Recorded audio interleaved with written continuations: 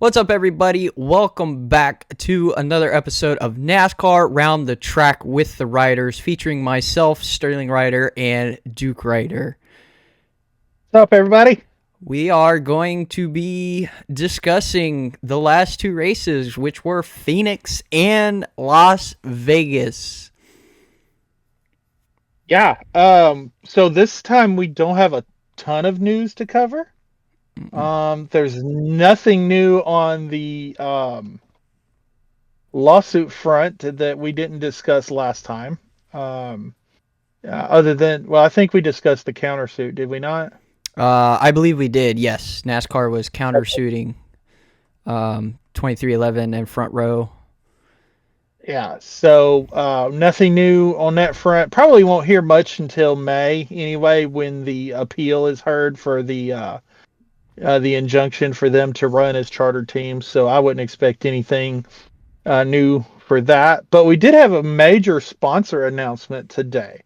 Denny Hamlin and the number 11 Joe Gibbs Racing Toyota is now going to be sponsored by Progressive Insurance for 18 races starting this weekend at Homestead for the 2025 season. That's a major sponsor. That's a major amount of races. I think they're taking more races than what FedEx had, Um, um, or yeah. just about what FedEx had. So, but it's a new sponsor. It's a insurance sponsor. Um, you see the commercials. I mean, we know that they're really good at advertising because they have some of the better commercials on TV. Mm-hmm. So, uh, yeah, it's good to see new sponsorship come into the sport. It's good to see them, the JGR number 11 team with Denny Hamlin to get a sponsor to fill out their sponsorship. I know there were some empty races Mm-hmm. before this. Apparently, there were 18 empty races, which is kind of shocking with it being Denny Hamlin. I mean, he has won races. So, it's really good to see them coming in the sport, though. Absolutely. I feel like, Red Bull stepped back into the sport. Now we're getting Progressive to come in. So I feel like the ball is going to start rolling here with some newer sponsorships and some old sponsorships coming back in. And we're going to see as these sponsorships come in. And I think another big part of it is since it's rumored that Dodge is to come back into the sport, some of these teams are going to change manufacturers. Some of these teams may pick up sponsors because of changing manufacturers.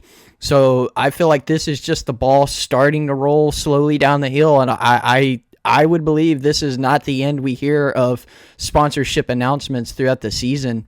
But for Progressive to come in and sponsor Denny Hamlin, that's huge. Like you said, Denny doesn't have FedEx on his car anymore. They completely pulled out from the 11 team this season. So for Progressive to step in for so many races, that's huge.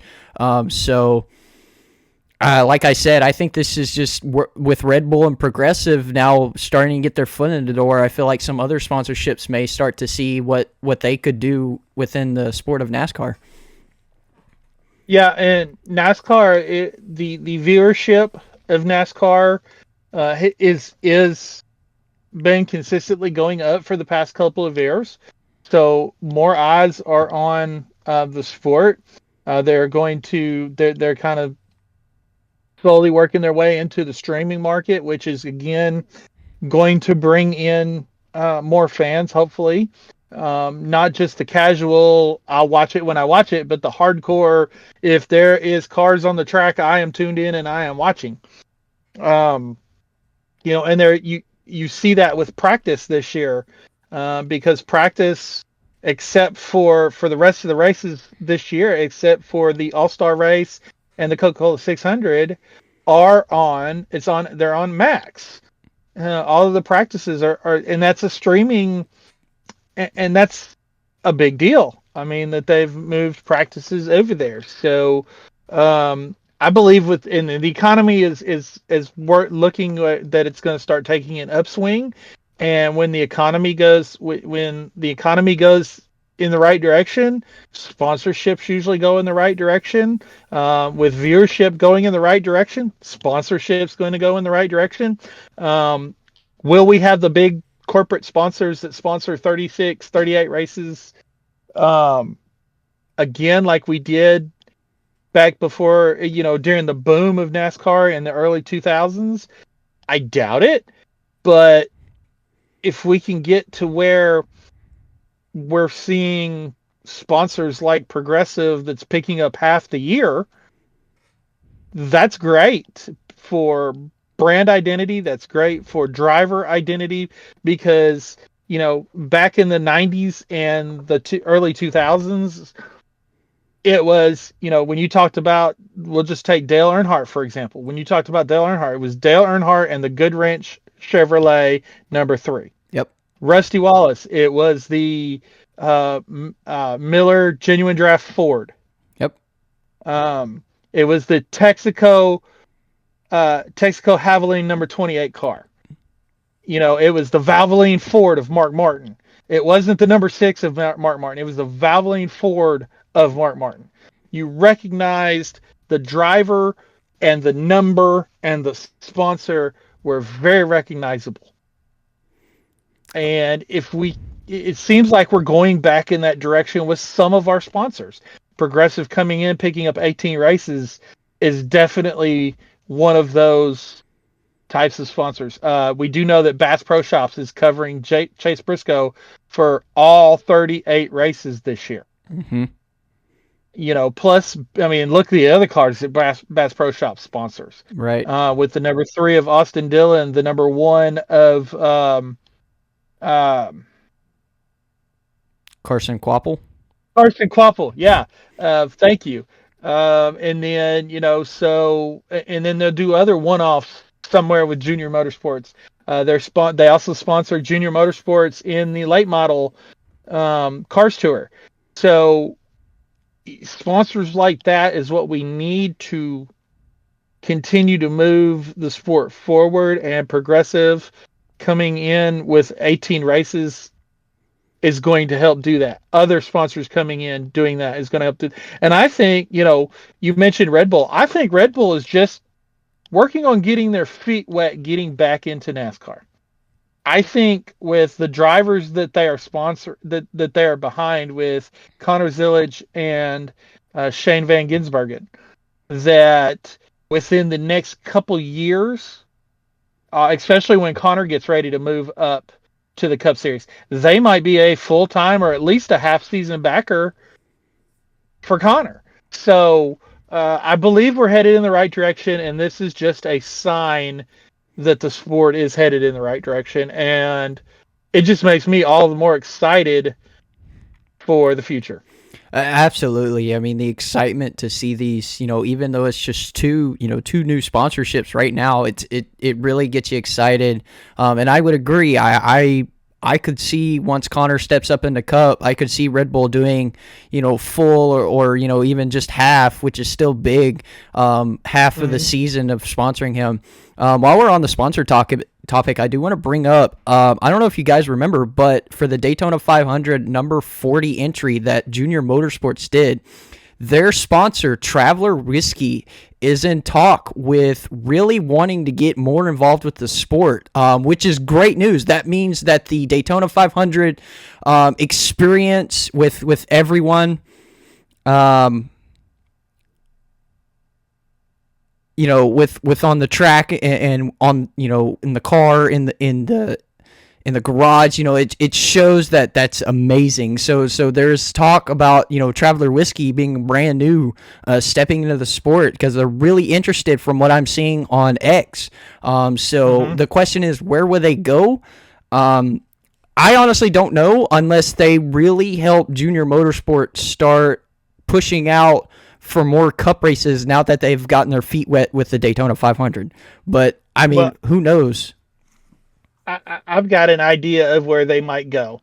And the reason is because Dale Earnhardt, when this announcement came out, Dale Earnhardt Jr. also came out and announced that Justin Allgaier Daytona 500 merchandise is still It's still the best-selling merchandise in the NASCAR market right now. Um, which I mean, we're a month removed from Daytona, and so and that's probably one of the catalysts for Traveler Whiskey too, because they're like, man, people are still buying our stuff. Yep. So obviously there is some sort. So I'm pretty sure that Junior Motorsports somewhere along the lines has some open sponsorships in the Xfinity series. We know that some of the Cup teams for Hendrick Motorsports have some open races. So I wouldn't be surprised to see them jump in there. Junior Motorsports, Hendrick Motorsports has a very good relationship with Spire Motorsports in the truck series. So they could step up there as well. And then also you got to remember, sorry, I lost the train of thought.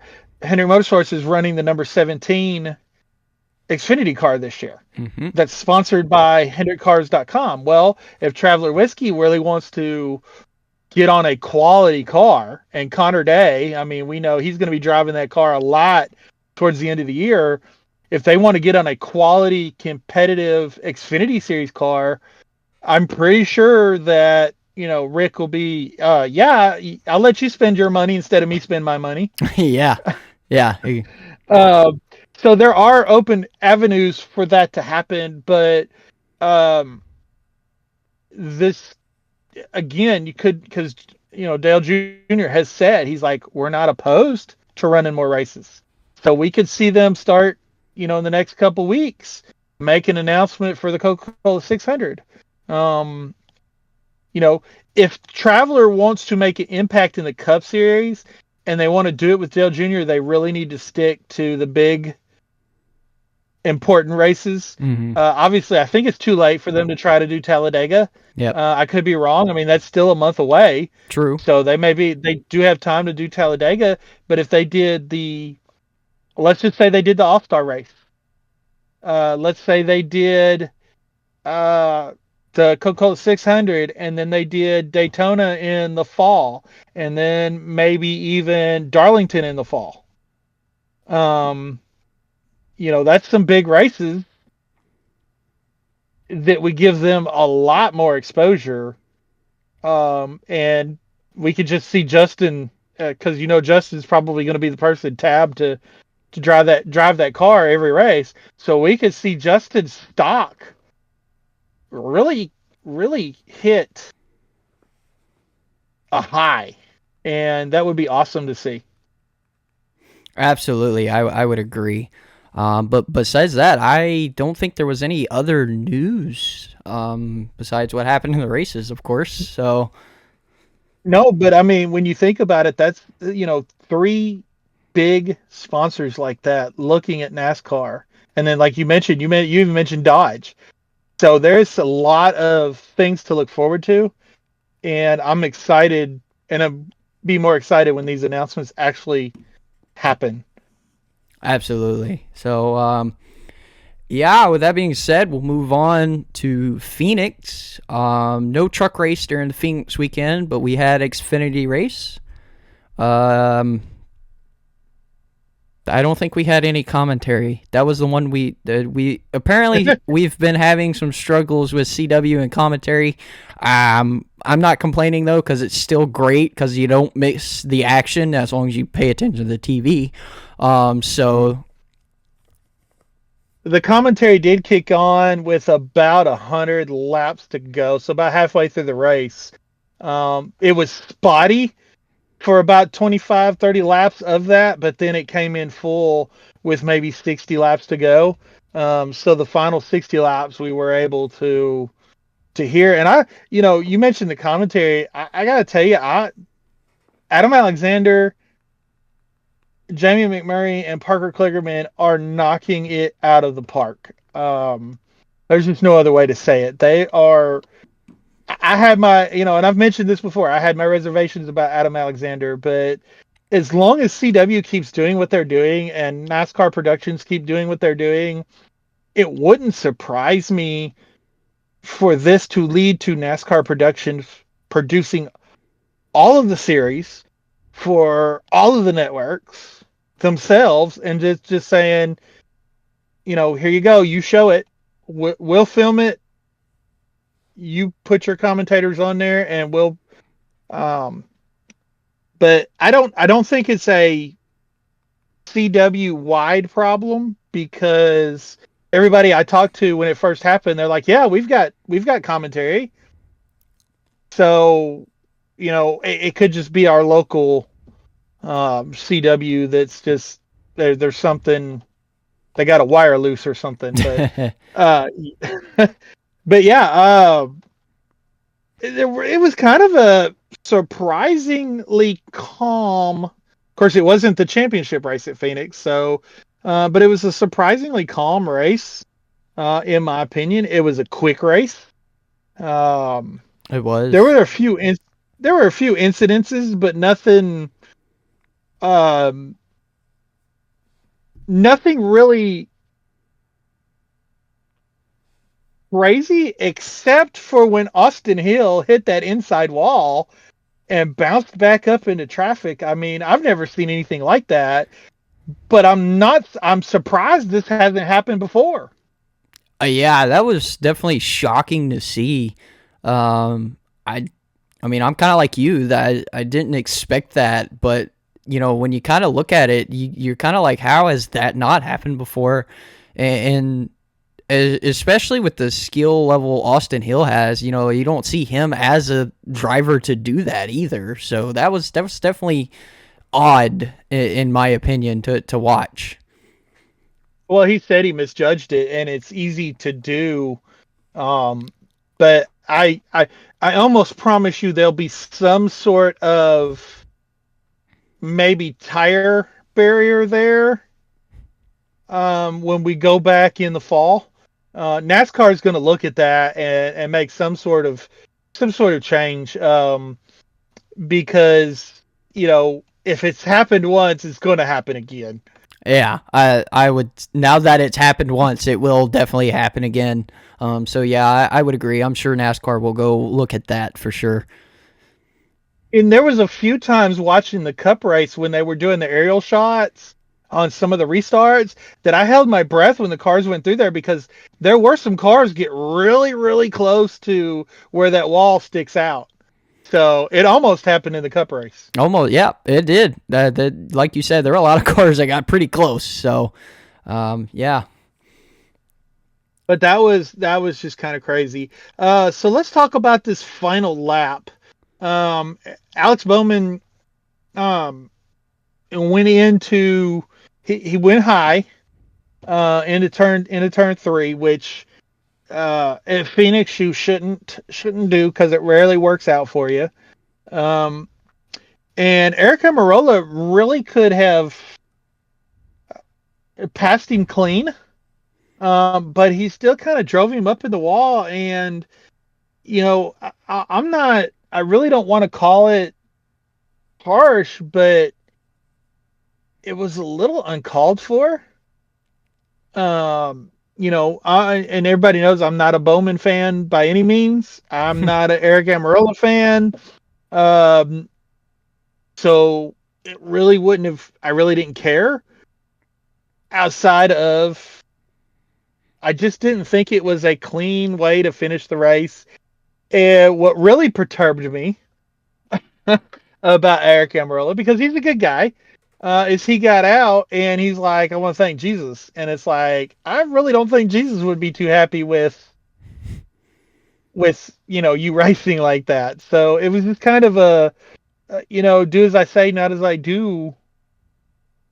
It was a bad look for Eric. I'll just put it to you that way. Yeah, I mean, I would agree. Kind of not needed, in my opinion, for sure.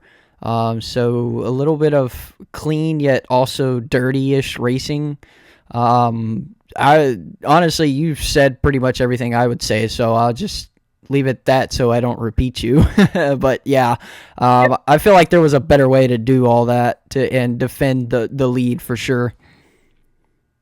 And Eric's never been that kind of aggressive driver, so it's kind of like, why why are you putting yourself in this position now? I mean, he's at the tail end of his career. He's only running part-time. Yes, I know he gets paid to win races, but why give yourself a bad look now? You've been a clean driver. You've been a respected driver all of your career.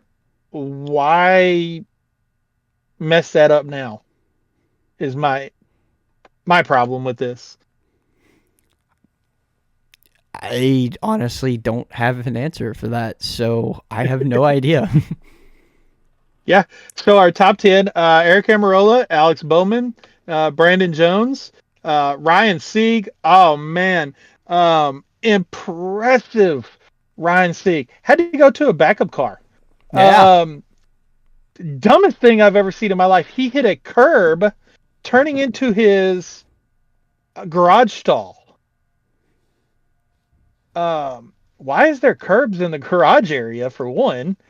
I don't know. But a completely a backup car, which was just solid color with the sponsor on there instead of his usual really cool paint scheme. But what a rebound! Backup car started dead last on the field and ends up finishing fourth. Impressive. Definitely impressive. Justin Allgaier fifth, Taylor Gray sixth, Sam Mayer seventh, Christian Eckes eighth, Jesse Love ninth, and Nick Sanchez ends up finishing 10th. Also a good run for Josh Williams in 12th. Connor Zillage didn't do so well with 16th.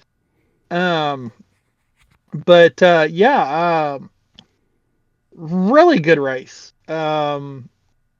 By Phoenix standards. We've we've talked at length. If you really want to know how we feel about Phoenix, go back and listen to our podcast when we talked about the championship races. Yep. Last year. But again, Justin Allgaier in this race, he led a lot of laps as well. Won the second stage. Oh, and I don't think we've ever mentioned this, but Justin Allgaier has won the most Xfinity stages, by far. He's won like a 70 something Xfinity stages, the most by far. Wow, I didn't realize it was that many. Yeah, that's impressive. But he doesn't have all those wins. Yeah, that's true. Let's see here. On to the Cup race. Hold up real quick. I do want to mention, even though we were just talking about him, Justin Allgaier did get the fastest lap at Phoenix, so that is an extra point for him. Yeah, thank you. I forgot about that. So, and that's something else the CW has done. The CW has a little thing on their ticker that identifies the driver. I saw that. Lap. That is actually really nice because Fox doesn't do that. So, but if the thing is, Fox has picked up talking about it at the beginning of the race, but Joey Logano had it for a long time this past weekend, and then Tyler Reddick got it, and they never even mentioned that Tyler Reddick went faster than Joey because it happened late in the race. So Fox is kind of dropping the ball on that one for sure. But yeah, Phoenix was. What did you think of the tire compounds with the option tire? Honestly, okay. I'm mixed about this because at a track like Phoenix, I think it's a great idea. When it comes to Phoenix or maybe some of the other mile tracks, I wouldn't quite say mile and a half, but short tracks and your mile tracks, I feel like it's a great idea. So I think it was good. We saw a lot of good racing and a lot of different strategy from these options, from the red tire pound being the softer, which I believe, so it was more grip, but also more wear. And then your yellow was your normal tire, your primary tire, which was less grip and then less wear. So it was, you had to balance and try to figure out, okay, do we want short run speed, and do we think we'd be able to change out correctly, or do we want the long run speed? And we really saw those strategies come into play a lot, especially with the biggest one being Ryan Preece, from 33rd to 3rd. I mean, that man, he moved on those softer tires. So like I think so. Like at Phoenix, it obviously it looked great. We saw a lot of back and forth racing.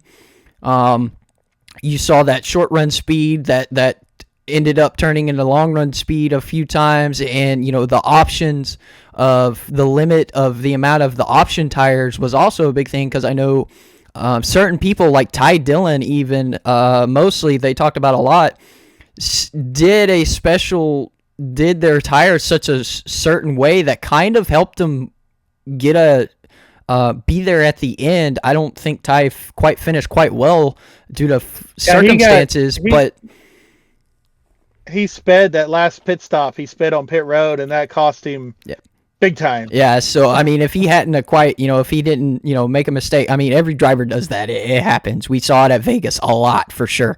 But if that hadn't happened to Ty, I feel like Ty would have had a top 10, maybe a top 5 finish because of the way that strategy played out with the softer tires. So I think with, Phoenix and then the mile tracks, tracks we know these tires are going to wear differently for sure.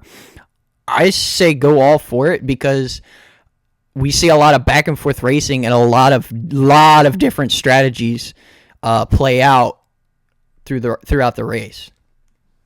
So you like having two types of tires. You don't just, because I want the soft tire, what was the option tire, to be the tire. And there was even some drivers, and I agree, that said that they can even go softer, which means more wear, and put these drivers in a tire management situation where, okay, I've got 6 sets of tires for this race. I've got to make them last and to be fast. Which, people like Josh Berry and Denny Hamlin are really, really, really good at, because, they raced a lot of short tracks coming up through the ranks, and they had to learn tire management. A lot of the drivers that we have today in the Cup Series don't know anything about tire management. Right. So I think it should be the tire. That way, all of the drivers, the whole race, have to manage their tires, and whoever is able to manage it is the one that comes out at the end. This did make for what I would call a good race. I wouldn't call it a spectacular race or a great race.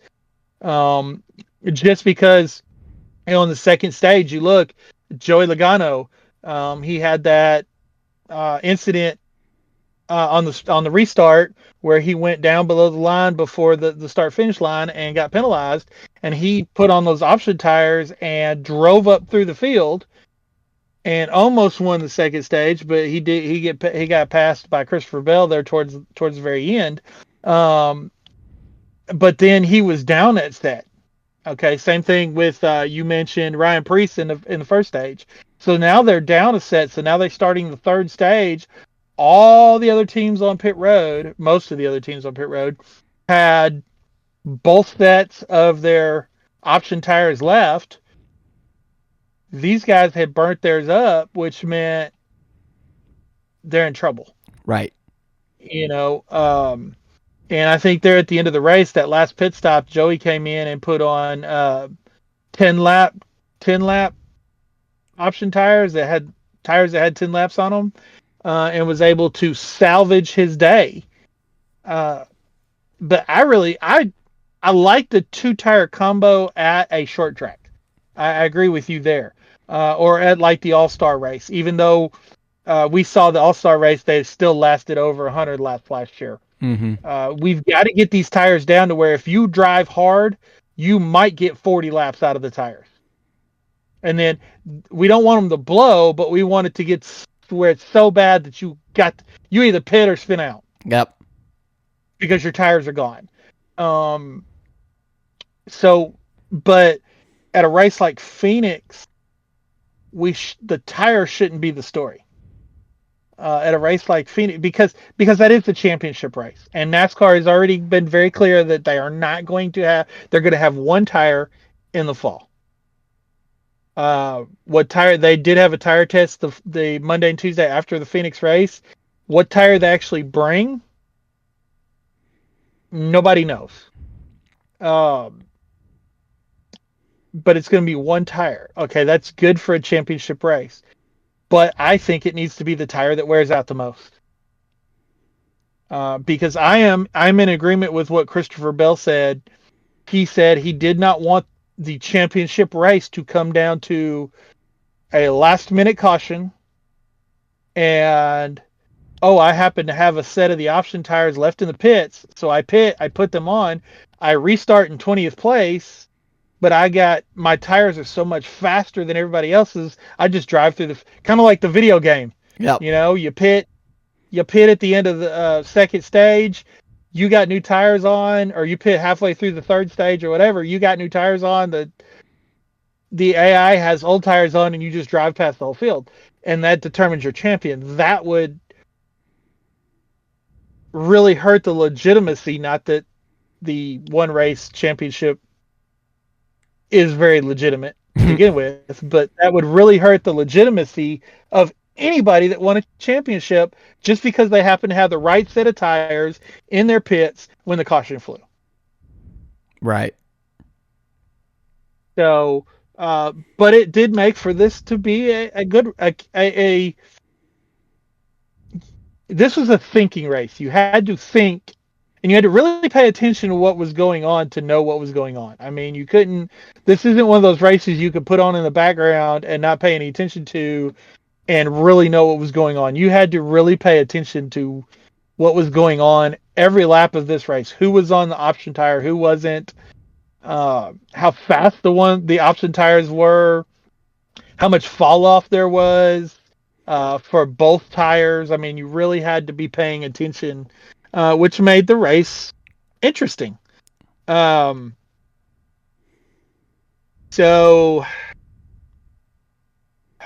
I hate to say it.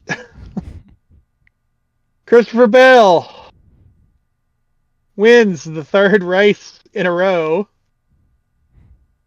The first driver to do so, to win the first three. Yep, first three out of 4 races to do so since 2018 when Kevin Harvick did it.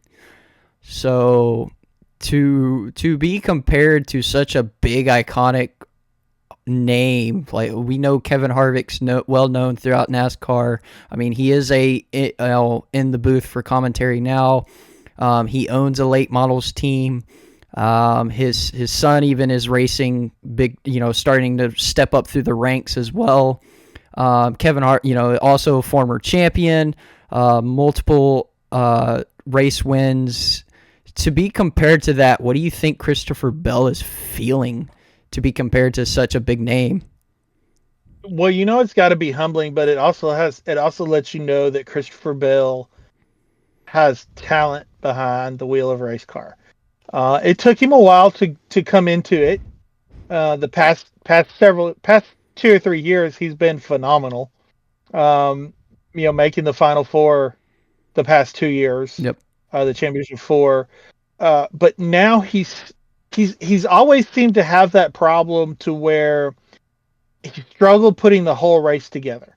Either he struggled in the beginning and was able to wait, salvage until they got to the third stage, and then was able to take what they'd salvaged and turn it into a good finish, or he would figure it out at the beginning, and then come the third stage, they would, drop into the lower half of the top 10 or something like that. When they had been dominating like the first stage and a half or first 2 stages. Now it seems like him and Adam Stevens and that whole team have figured out how to put the whole race together and do it consistently. Not just this week, not just next week, not this week and next month, but consistently. And, they were able to put 3 wins together in a row at 3 different tracks. Atlanta being the type of track that it is with the drafting, Coda, the track that, being a road course, and then Phoenix being Phoenix. I mean, Phoenix is not, you can't compare Phoenix to any other track that they race on. So now, granted, he did, he had challenge, he was that close to not winning in Atlanta. Mm-hmm. He was a lap to 2 laps away from not winning at Coda because there at the end, William Byron had the faster car. Mm-hmm. Christopher was just able to hit his marks and win. At Phoenix, That one was didn't close. know who was going to win. Yeah, didn't know who was going to win until they came out of turn 4. And so the 3 races that he's won, he could have very easily have lost. Just by a matter of seconds, or by probably less than a second. That he could have lost. He was that close to not winning those 3 races, but you got to be in it to win it. And when I say be in it to win it, you've got to be up front to win the races. Mm-hmm. You got to be up front when it counts. And Christopher Bell has figured out how to be there. And that can only help give him and his team the confidence that they need to be dangerous. Yep. We could be looking at a Kevin Harvick type season here, from like 2018 and then 2019 and 2020, where Kevin was basically, he was the one to beat every single weekend. Mm-hmm. We've seen it with Jimmy Johnson and Jeff Gordon in the past. We've seen it with Kyle Busch, where if Kyle was on the track, you had to beat Kyle to win the race. Which frustrated Kyle a lot because Kyle would have second and third and fourth place finishes because everybody knew we've got to beat Kyle. If we're going to win this race, we've got to beat Kyle. Christopher Bell could very easily find himself in that same type of situation this year where going in every week, he can be the favorite. And then he can back it up. This could very easily be a 10-win season for Christopher Bell. No, I would agree. It's very possible. With the amount of momentum they have, the 3 straight wins, it's huge. They've got a good pep in their step. They've, like you said, figured out how to get through these races with what they need to do and where finish where they need to finish, or even just contend for the win. It's huge. So this team is going to be the team to beat, in my opinion, for sure. It's huge to see. We haven't seen a big, we haven't seen something like that. Like when Kevin Hart, sorry, 2021 with Kyle Larson was the last time we really saw domination like that. So it's huge for the 20 team, huge for Christopher Bell. So I would agree they're going to become the team to beat, if they keep this momentum up, for sure. Yeah, and right behind them or right with them, you got to put William Byron as well. And we talked at length about William. I think William and his team have finally figured out that consistency, because barring his incident at Atlanta, he's been up front. Yep. Every race this year, and he was up front at Atlanta when he got wrecked. Yeah. He was going for second place when he got wrecked. So, it's taken them a while. It's taken Christopher Bell a while. It's taken William Byron a while, but they have figured out how to be there at the end of all these races this early in the season. And I wouldn't be surprised. It would not surprise me at all to see Christopher Bell and even William Byron. We talked about William Byron having a summer slump, so to speak. where they're working and they're preparing their cars for a late season run into the playoffs. So they got that momentum going into the playoffs, and they can carry it throughout the playoffs. And then during the summer, just maybe, kind of coast while they're working on that stuff for the future races. So, but at the same time, we could also, on the other hand, we could see these guys up front every week, every race this year, where they're the team. If you can't beat the 20, you got to beat the 24, because if you can't beat the 20, the 24 is going to beat the 20. Mm-hmm. Or if you can't beat the 24, you got to beat the 20, because the 20 is going to beat the 24. Yep. And that seems like the way that this year is shaping up, but that could change next week. I mean, who knows? But yeah, Denny almost pulled it off. Yep. And I can't believe I was rooting for Denny. Not that I don't like Christopher. I just, 3 wins in a row. No, we don't want that. Yeah, we don't want dominance like that. That's fair. But Denny finished second, Kyle Larson third, Josh Berry, very impressive run in fourth. Absolutely. He's been impressive all year. Yes. Though. Chris Buescher is fifth, William Byron sixth, Alex Bowman seventh, Kyle Busch eighth, Zane Smith ninth, and Chase Elliott 10th. Hendrick again puts all 4 of their drivers in the top 10. Yep. And then you got Zane Smith with a really good run. There is an incident that I do want to talk about, though. Catherine Legg was in this race. Yeah. She got a waiver from NASCAR. And I've got to go with what everybody else has said. I know that she's raced some IndyCar. I know that she's raced some sports car. This is her second stock car race ever. I don't think NASCAR should have really let her in this race. I don't think she was prepared. Even SVG said that, he had to go to run the Charlotte Roval with NASCAR there to show that he could drive these cars before they let him race at Chicago. Yep. And he's a supercars champion. Yeah. Multi-time champion over in Australia. He still had to come over and prove to NASCAR, I can drive these. She didn't have to do that. I mean, she ran 2 laps at Daytona in the ARCA race before she got caught up in that. Actually, I think it was 1 lap. I think she got caught up in that 1 lap, lap 1 crash in the ARCA race at Daytona.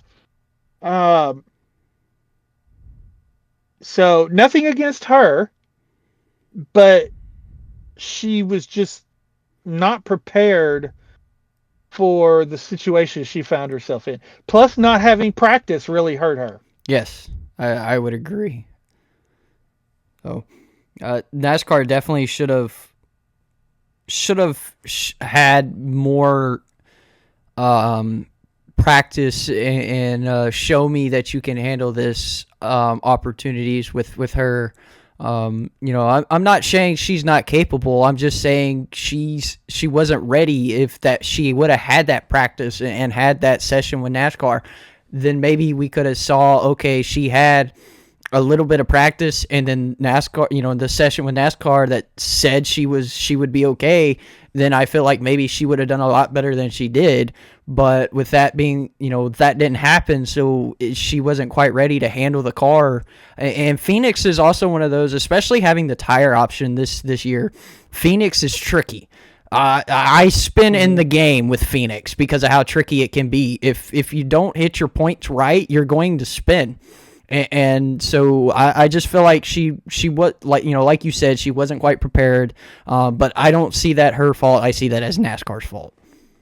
Yeah, exactly. The other thing that I wanted to point out that was kind of it's a really big deal if you're Ryan Blaney, his streak of top 5s went up in smoke, literally.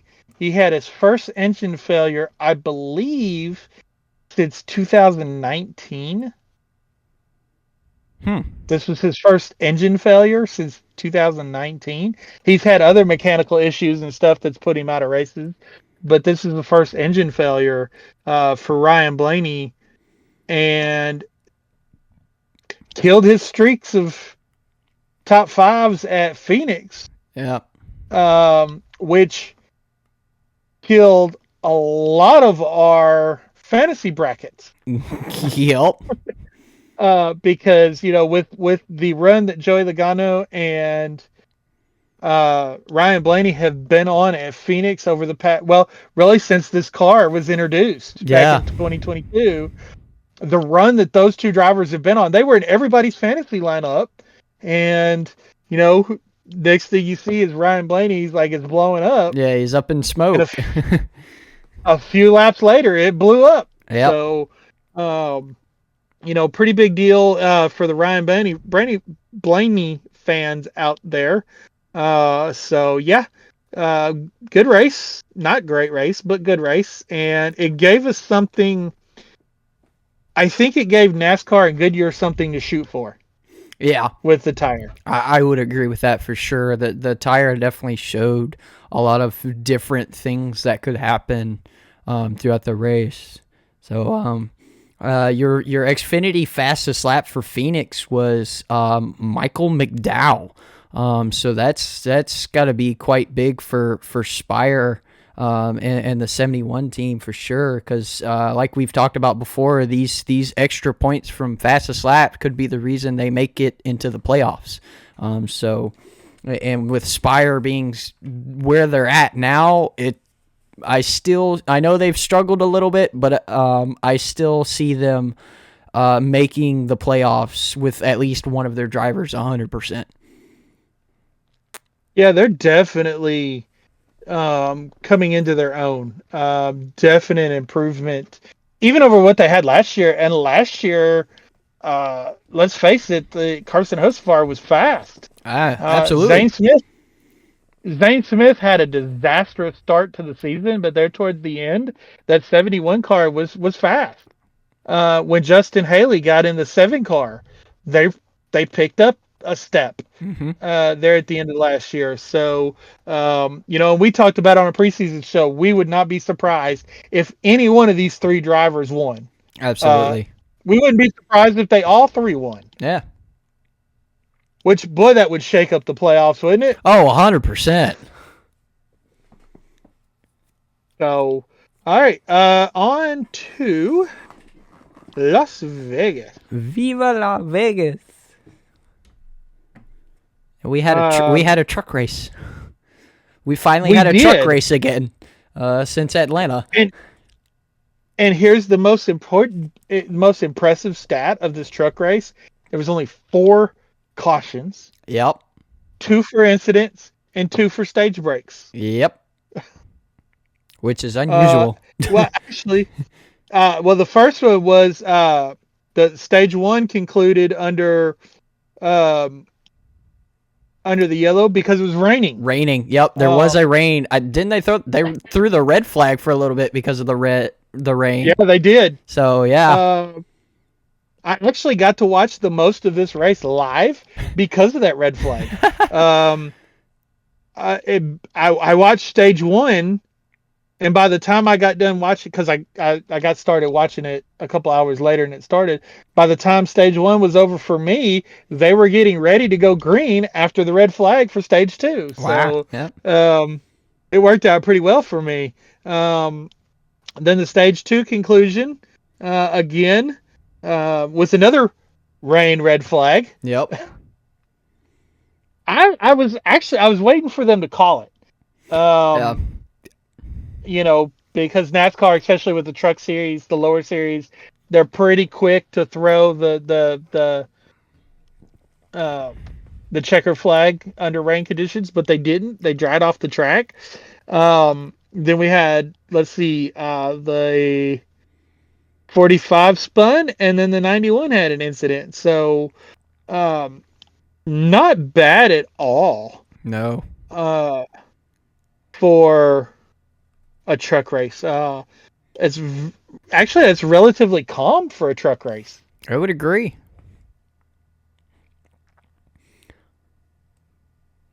So, of course, Corey Heim won it. Um, his 13th Truck Series Uh, you gotta win. admit that was impressive. He started in the rear, drove all the way up, got a speeding penalty on pit road, started in the rear again, drove all the way back up.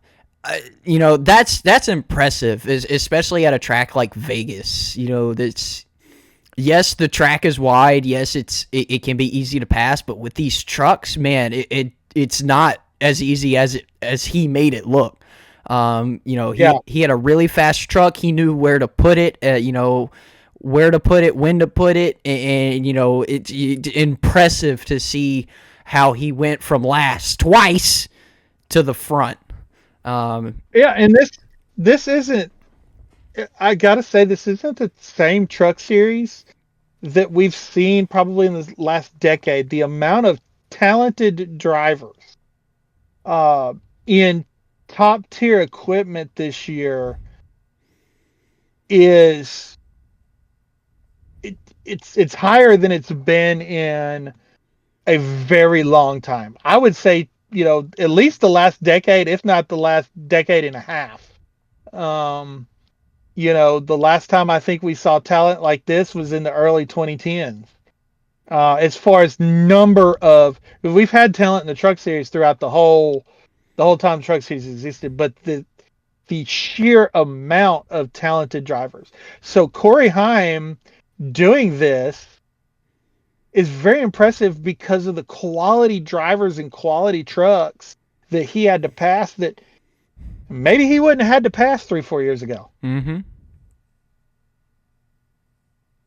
So yeah, I mean, and he didn't just run away with it there at the end either. I mean, Grant Enfinger was chasing him down. Yeah. Actually had a faster truck there at the end of the race. So, um, but the Truck Series not having the amount of cautions and mistakes and stupid stuff that we've talked about in the past has really made it enjoyable to sit down and watch the truck race because now you're not worried about them wrecking every other lap. Yeah.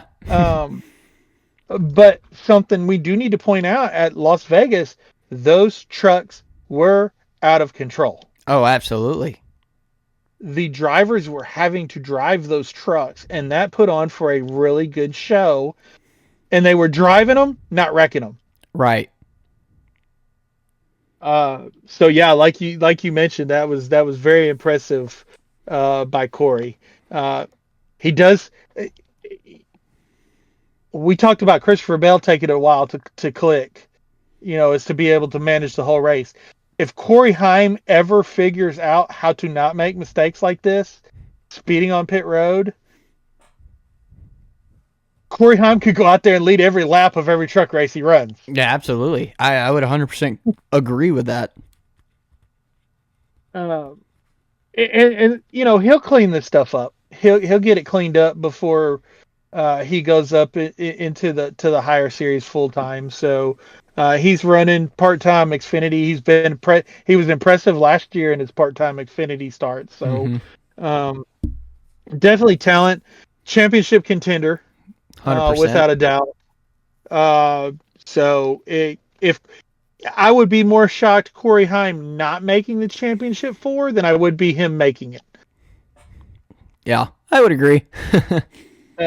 Easily. So top 10, Corey Heim, Grant Enfinger second, third was Tanner Gray, fourth was Ty Majeski. Ty had a very strong truck early in the race.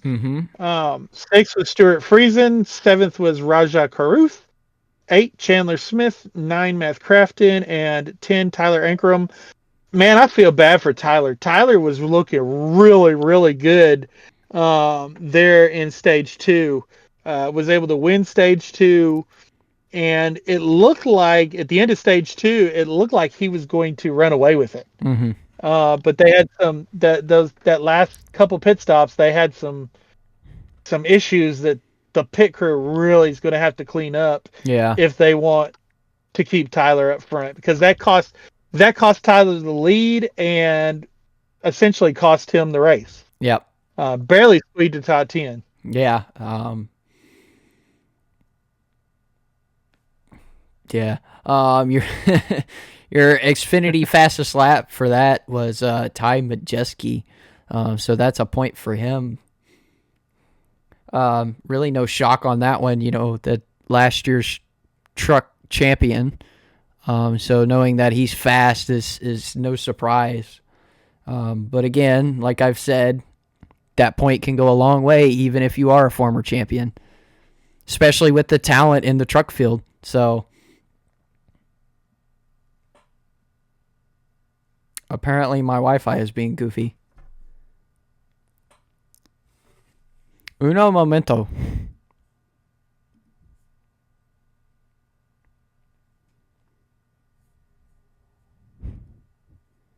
Am I here now? Yeah, you were breaking up really bad. Oh, well, good thing it doesn't break up for me for the recording. That's weird. Yeah. Yeah, I heard you give the fastest lap, but yeah. My boo-boo. Yeah. Huh? I said my boo-boo. Oh, I gotcha. So yeah, surprisingly good truck race. Very impressed. I enjoyed it. I'm sorry. I wish they ran the truck races Friday afternoon instead of because for us here it started 9:00 Friday night, and for you that's 6:00, so you're good. Yeah. And I guess I'm good too because most people in our house goes to bed before then. But yeah, Xfinity race number 5. I believe at it Las was Vegas. also a pretty clean race as well for Xfinity. I think they had one incident. Yep. Yeah, in the first stage, when the 4 and the 18 got into basically wiped William Swalich out. Yeah.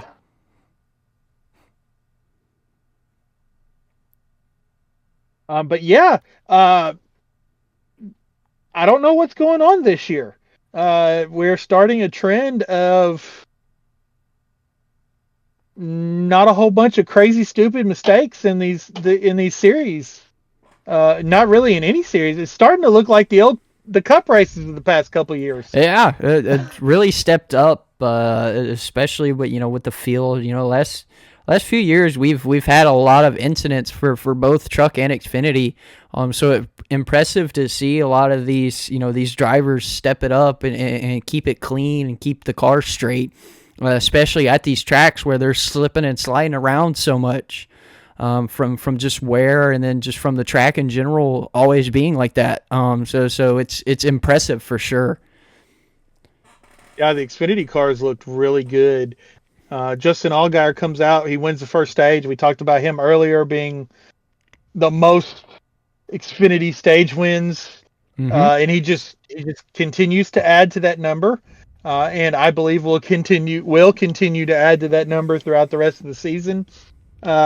Finished second in stage 2, but I mean he was right there on Eric Almirola in the 19 car at the end of stage 2. So lots of really good side by side racing throughout the field. Really, this whole race. Yeah. But let's see.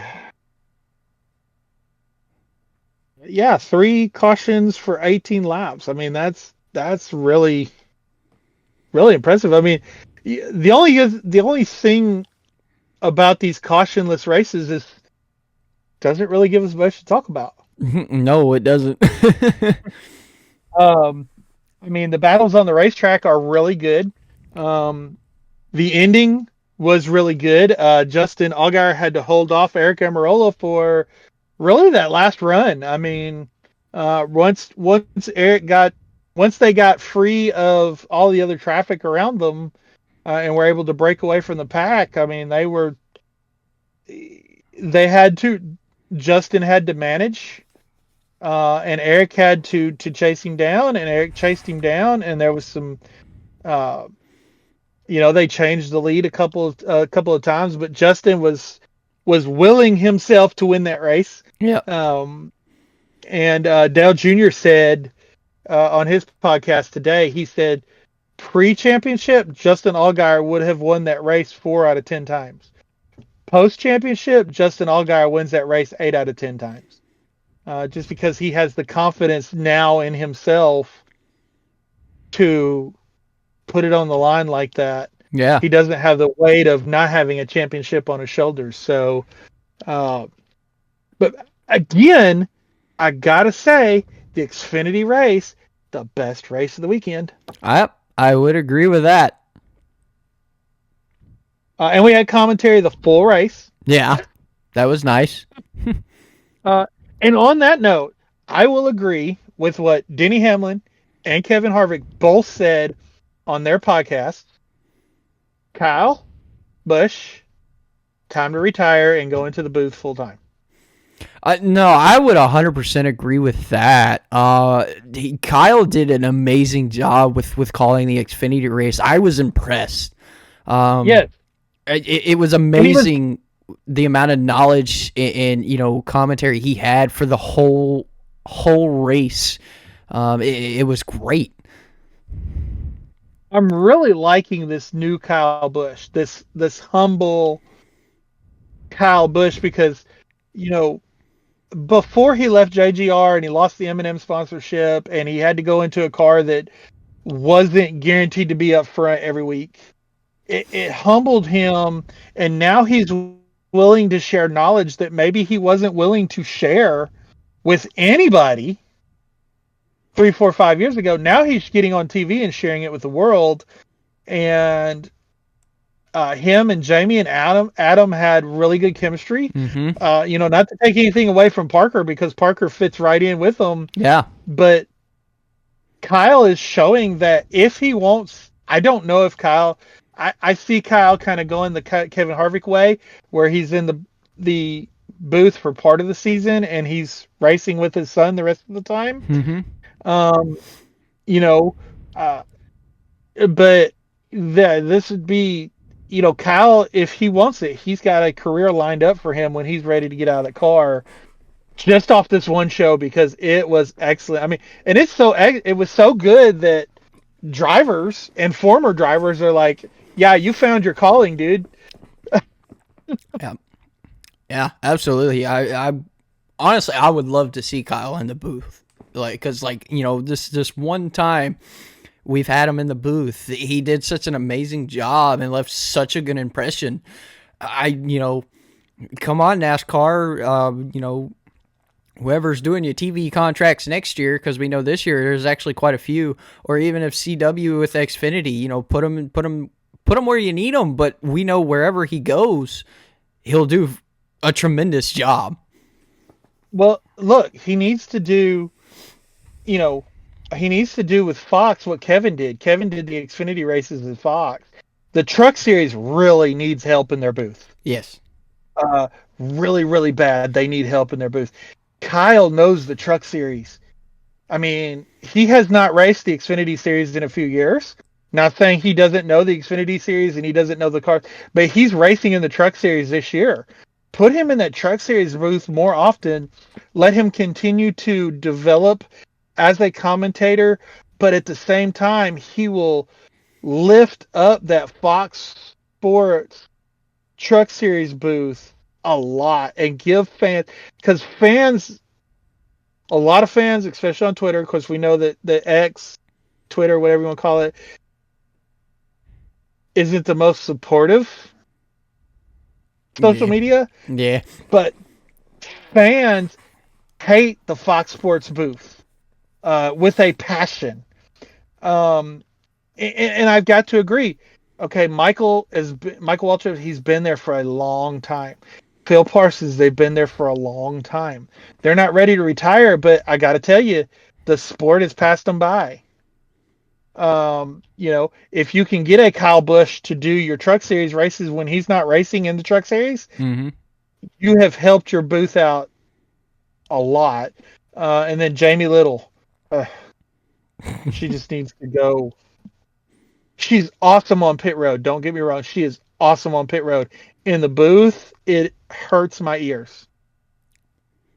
So a Kyle Busch taking that opportunity to do those Truck Series races would not only help him to continue to develop his skill, he's only going to get better, but it would help that Fox Sports booth. But humble Kyle is awesome to listen to. I mean, he doesn't have the anger that he used to have in his voice. He's got kind of a peace in his voice, honestly. Cheer, you can hear happiness in his voice. And that's not the Kyle that we used to see on the racetrack. So this Kyle is excellent for the booth and great addition to fill in for Parker when Parker's not. And Parker was not on vacation. Parker was racing. Yeah. Oh. So yeah, all right. Top 10 for the Xfinity race at Las Vegas. Justin Allgaier won the race. Great win by Justin. Eric Almirola finished second. Yeah, we talked about Eric for last week. Jesse Love finishes third. Austin Hill rebounds from bad pun. He rebounds. Yeah, he rebounded in Phoenix, all right, didn't he? Yeah, he did. Right off that wall. Rebounds at Las Vegas, fourth. Sam Mayer, fifth. Brandon Jones, I'm sorry, Austin. Brandon Jones, sixth. Ryan Sieg with another impressive run. Absolutely. In seventh. Harrison Burton with an impressive run in that 25 car. Yeah. In eighth. Connor Zillage in ninth, and Sheldon Creed in 10th. So, yeah, it was. Do point out that Ty Dillon had to step in the car for Josh Williams. Josh was ill and not feeling well, under the weather.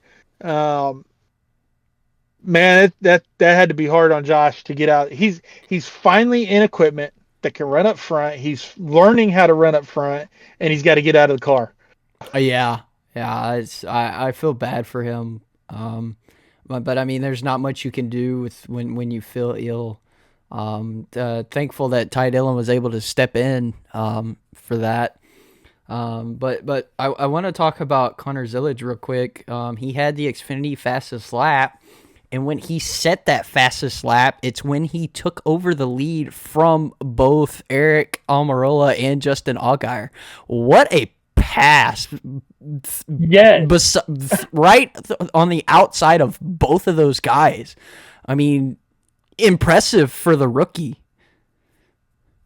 For sure. I mean, no holds barred.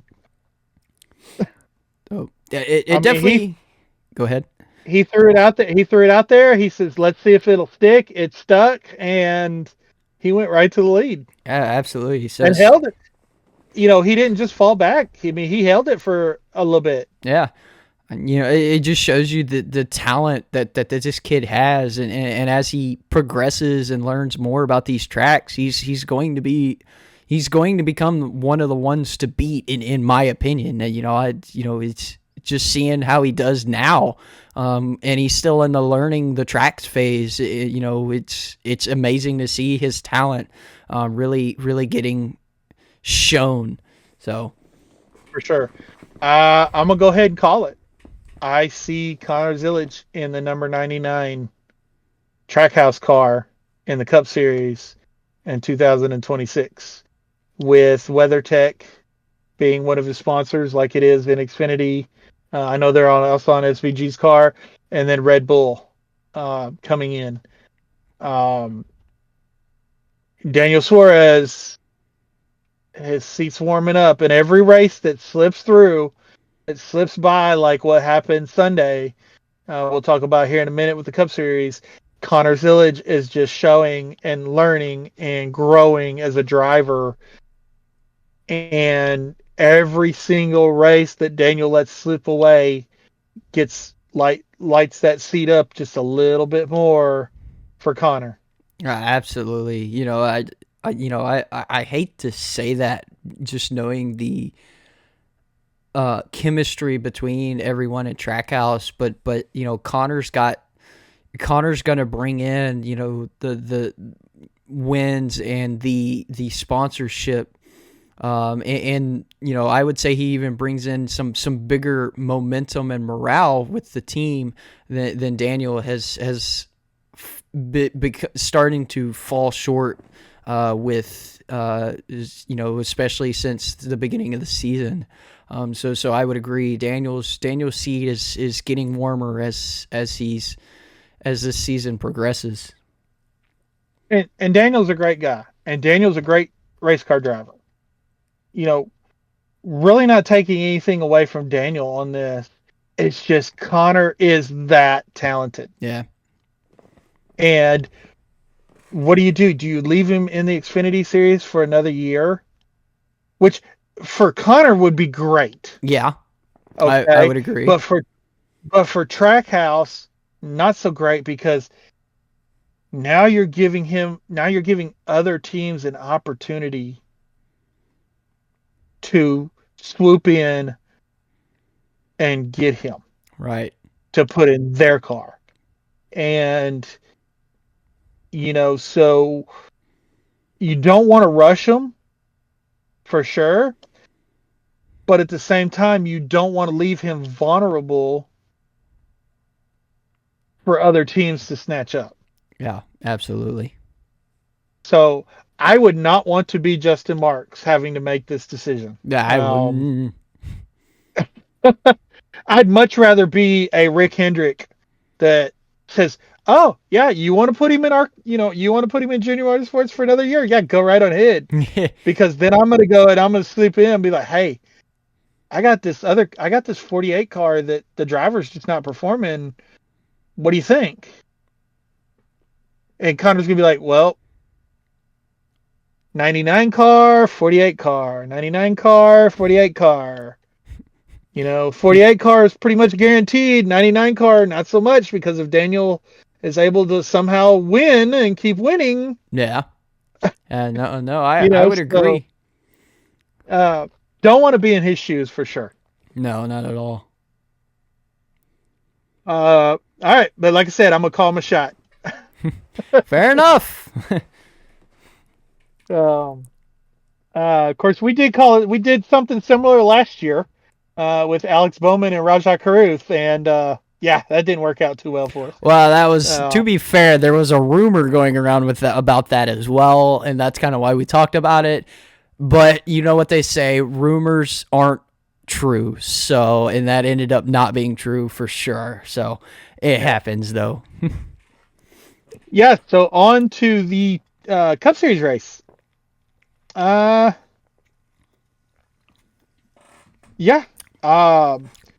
Most lead changes in Las Vegas Motor Speedway history for the Cup Series.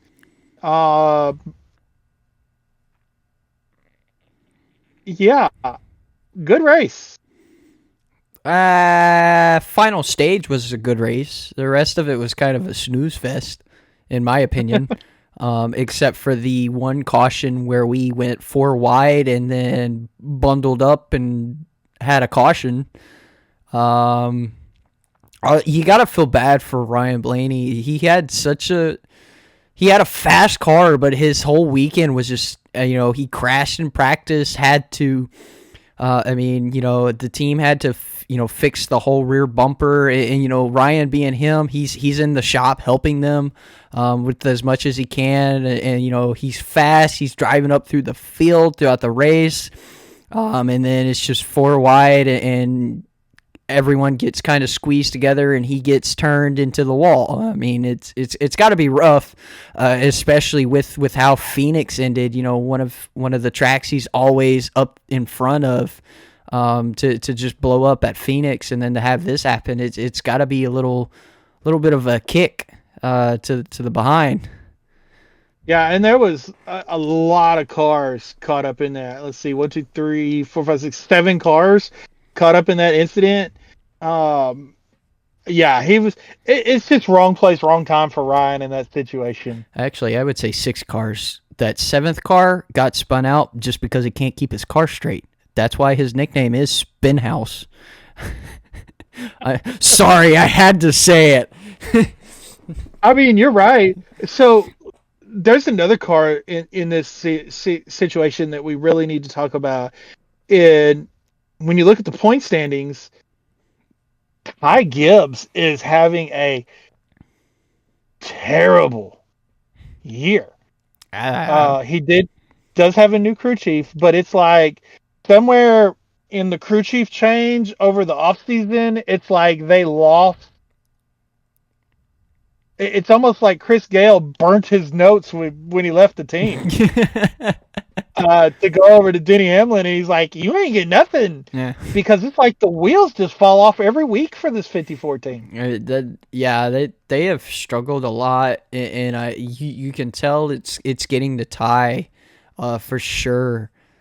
Personally, it just seems like some of that maturity has kind of vanished because of the struggles. But there's I don't know. There's Well, here's the thing. I was thinking about this earlier today. Okay, JD Gibbs tried to race. Ty's uncle tried to race. He wasn't all that great at it. So he got out and they put somebody else in the car. Coy Gibbs, Ty Gibbs' dad, tried to race. He wasn't all that good at it. He just he wasn't. I mean, he was racing in the early 2000s. Coy wasn't all that good at it. Behind the scenes on the business side of things, Coy was excellent. JD Gibbs, excellent on the business side. I mean, JD's the one that found Denny Hamlin. He's the one that chose Denny Hamlin for that 11 team. Coy Gibbs, obviously he ran the team for a lot of years. With when JD there at the end towards the end of JD's life, and sadly we lost Coy the night that Ty won the Xfinity Series championship a few years ago. yeah. I think Ty might end up going down uh, that same road. Now, granted, Ty had when JD and Coy Gibbs were racing, that wasn't the top Joe Gibbs racing equipment that we see on the track today. Not the same. It was not the same Xfinity Series cars that Ty Gibbs was driving when he was winning all the time in the Xfinity Series. The Cup Series is a different animal. Yes. And we've seen that. This is Ty's 3rd year. Ty is now one win or one race away from being the Joe Gibbs Racing driver with the most starts and no wins. He's one race away from, I believe it's JJ Yaley, that had like 78 or whatever his starts are. And JJ Elliott never won for Joe Gibbs Racing and ended up losing his ride. Mm-hmm. Now, obviously that's not going to happen to Ty. I mean, Grandpa's the owner. Yeah. So as far that car is Ty's as long as he wants to stay in it. But maybe Ty should evaluate. Let's just say this year continues to be a wheels fall off year, and they're not able to turn it around. Maybe Ty needs to reevaluate getting out of the car and going to the office. Joe's not going to live forever. Right. So somebody's got to be there to carry on the ownership side for Joe Gibbs Racing, and Ty is obviously the next person in line to do that because it was his uncle and his dad, and unfortunately they've both passed away. So now it's going to be on Ty's shoulders. So if this year continues to be the year that it started out to be, maybe he needs to reevaluate whether he needs to be in the car or in the office. So, but man, they have just, oof. Struggled. I give season looks like Ryan Preece at Daytona. Upside down, backwards, and over again. Yeah, that's one way to put it. Sorry, we have to use Ryan as an example, but but yeah, that's just the year poor Ty has had. Another thing that we need to talk about. We had some tires fall off on that restart. It was the 8. Tire comes off. Yes, he hit the wall and the whole tire and rim came apart as well after it came off. Oops. I don't quite remember, but I don't know if it was just because he hit the wall or because pit crew didn't get that nut on all the way, but we've seen a lot of tires come off because and they've had Larry McReynolds explain how it kind of works. It's like a spring and locking mechanism with that nut, and sometimes you don't get that nut on all the way where that spring activates and keeps the nut in place. So, oops. Yeah. And so that didn't work out too well for Kyle, but Christopher Bell, heads up call by Adam Stevens. They realized they didn't get the tire on, and so Adam Stevens hollers at him over the radio to stop in another pit, and they'll tighten the tire. And he found his teammates Chase Briscoe's pit stall. He pulled in, they tightened his tire, and on he went. He did get a penalty for pitting outside of his box. Yeah. He wasn't outside of the box. He just wasn't in his box. Yeah. And had to start at the tail end of the longest line, which killed my fantasy lineup because at that point I was like, well, he's got to go. And I took him out and then ended up getting burnt by Denny because the late race had the fuel that they had there late in the race. But heads up move by Adam Stevens. I forget. I listened to so many podcasts today. I forget which one said that they had talked about it. Adam Stevens had talked about this happening beforehand, that if something like that was to happen, this is how we're going to do it. We're going to pull into a teammate's pit. They're going to tighten it up, and we're going to go on about our business. So this is something, heads up move, something I wouldn't be surprised that we see. If we see it happen more in the future, I'm not going to be surprised by other teams. Yeah. Because when they realize, hey, we've got a tire loose, pull into a teammate's pit and get it fixed. Which really means that if you pick pit stall number 1 and they don't get your tire on, oh well. or your box is the your box is the furthest box on pit road. If yours doesn't get on, then sorry, got to do a whole lap around now. Hope your tire don't fall off. So lots of 3 and 4 wide racing, especially on the restarts. Yep. Fun to watch. We get to the last restart, and we got Daniel Suarez and Josh Berry up front. Ryan Preece and Ross Chastain, Austin Cindric's up there, Alex Bowman's up there. At this point, Kyle Larson, Chase Elliott, William Byron, they're kind of towards the back of the top 20. They're. I think they were like 11th, 12th, 13th, 15th, somewhere in that area on this last restart, and they threw that green flag, and it was like William Byron was shot out of a cannon. The next, he restarts like 12th if I remember correctly on the outside. The next thing I know, they're like William Byron's in 5th, and I'm like, wait, what? What did I miss? And I'm looking right at the TV as this is happening, and I'm like, holy cow! Yeah. Wow. Almost got up to the lead. Him and Chastain were there with Suarez and Berry. And then Chastain kind of pulled some air off of them, which slowed both of them down, and Ryan Preece was able to get back around them. But, you go back, and a couple of years ago, I think it was like 2021, 2022, I was really getting aggravated with William because he was not aggressive.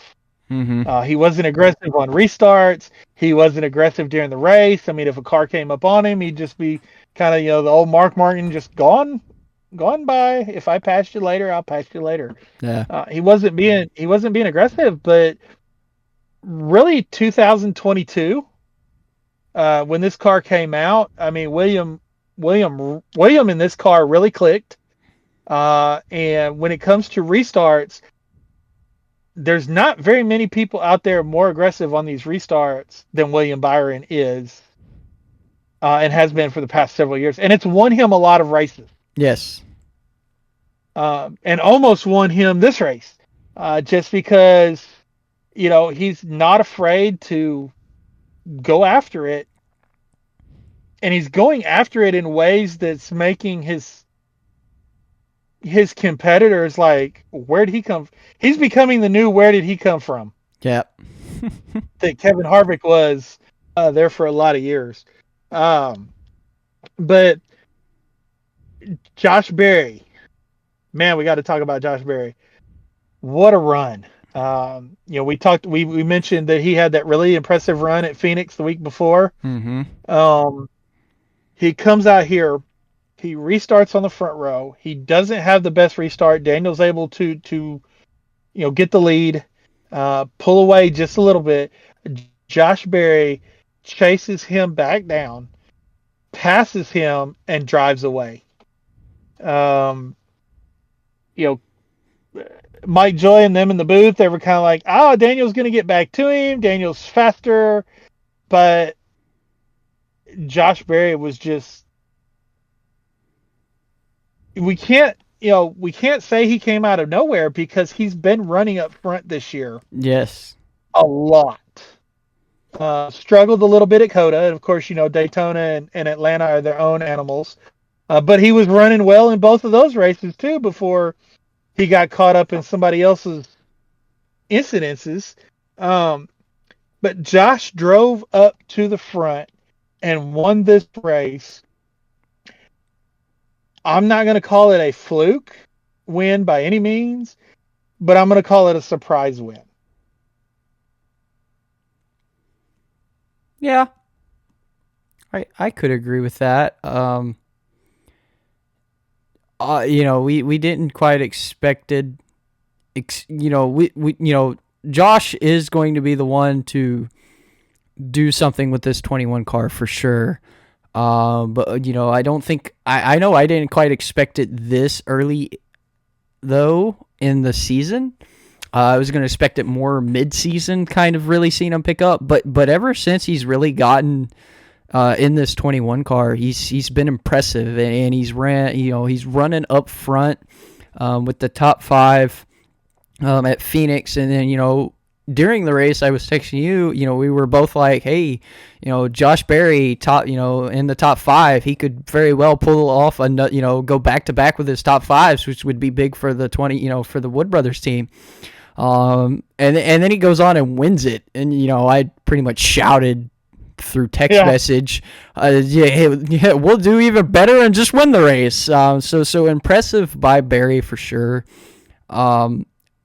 Definitely to me a bit of a surprise, just timing wise though. I'm not surprised that he won. I'm just surprised that he won so early with the Wood Brothers team. I'm not complaining though, but still, to me it's still a bit of a surprise. Yeah, and I think he was one of the ones that we pegged to have a good season, but not necessarily a playoff season. But you look at that 21 car last year. Really since Harrison Burton got in that car. Nothing against Harrison Burton, but they were a bottom 20, 25 to 30, 31st, 32nd place in the points every year. The whole time they did get that win at Daytona last year, but that's Daytona. Right. Okay. This Daytona was a survival race. He survived to the end and just happened to be there when the flags flew. This was a drive up there, win it race. Yep. He's 13th. He's 13th in points. Okay, even without the win, he would be 13th in points. Mm-hmm. So, what a turnaround! Just in a few short months, as to what this team was, because they had no. I mean, yes, they won Daytona, but they had no business in the playoffs last year because nobody heard from them in the playoffs last year. And then they go out and the 5th race of the season, Josh Berry's sophomore season, and they're able to drive up and pass the leader and win the race. That I give credit to the Wood brothers for their technical alliance with Penske. This is an in-house Penske car. Penske's building these cars, okay? But you got to give Josh Berry credit where credit is due. His talent showed up. Josh Berry is not a paid driver, okay? As far as he did not pay for this ride, right? Okay? He didn't buy this ride. He didn't buy his rides in the Xfinity Series. He didn't buy his ride last year in the Cup Series with Stewart-Haas Racing. That was all team-funded money. He doesn't come from money. He is a race car driver coming up through the ranks as a race car driver. Not a daddy's money kid or anything like that. Josh has earned his spot in the Cup Series. Now he's earned his spot as a Cup Series winner. He's going to be in the playoffs this year. If this team makes it to the round of 8, at this point, if they continue to run like this, I would not be surprised. Don't see them making the championship 4. But Talladega is in that last round this year, so who knows? If they make it to the round of 8, they legitimately have a chance to win. Plus Martinsville's in there. Yep. Okay. Josh Berry on short tracks. Yep. He did well on short tracks last year in junk equipment. Okay.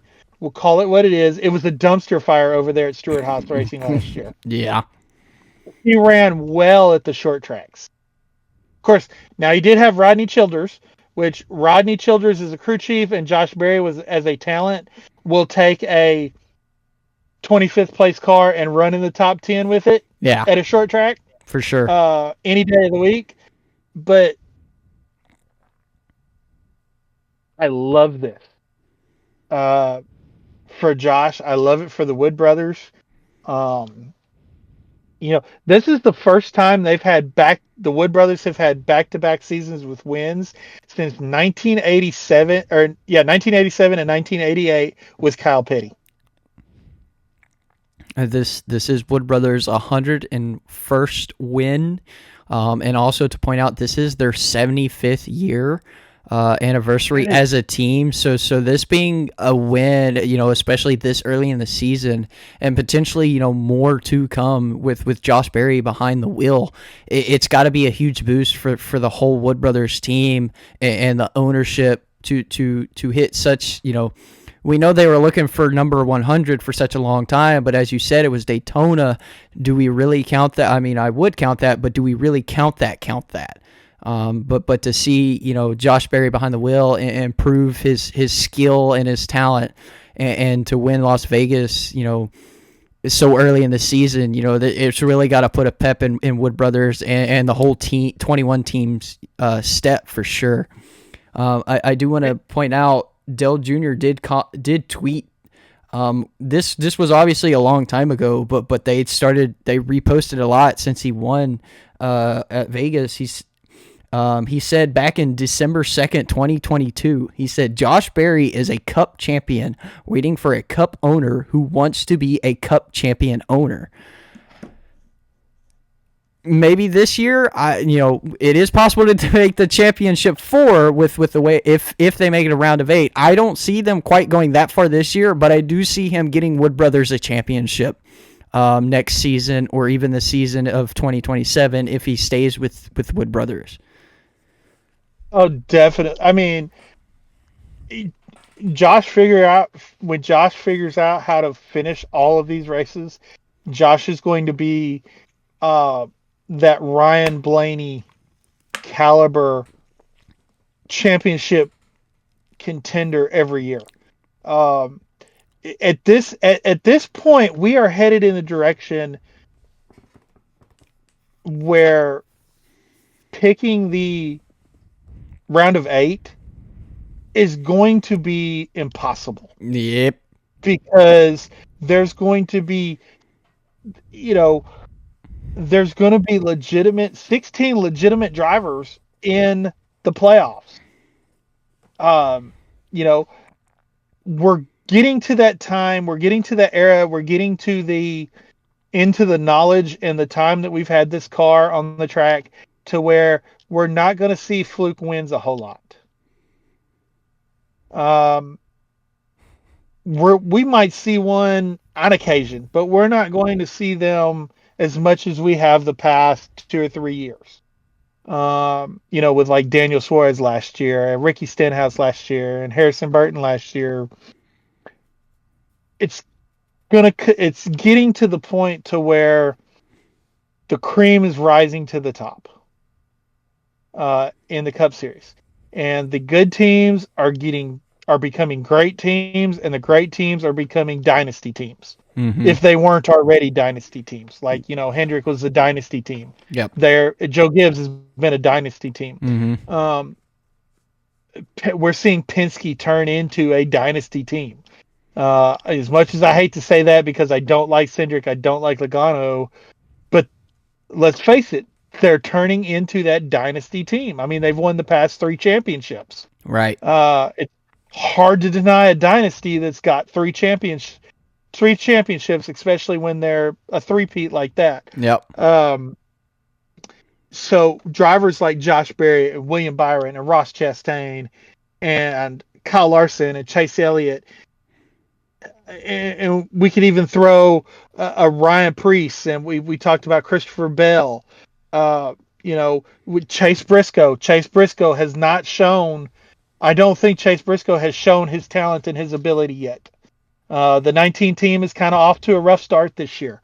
Michael McDowell, he's on the tail end of his career, but look at who else they've got. We've got Zane Smith. We've got, I'm just kind of looking through the roster. Justin Haley, Bubba Wallace, Carson Hocevar, Noah Gragson,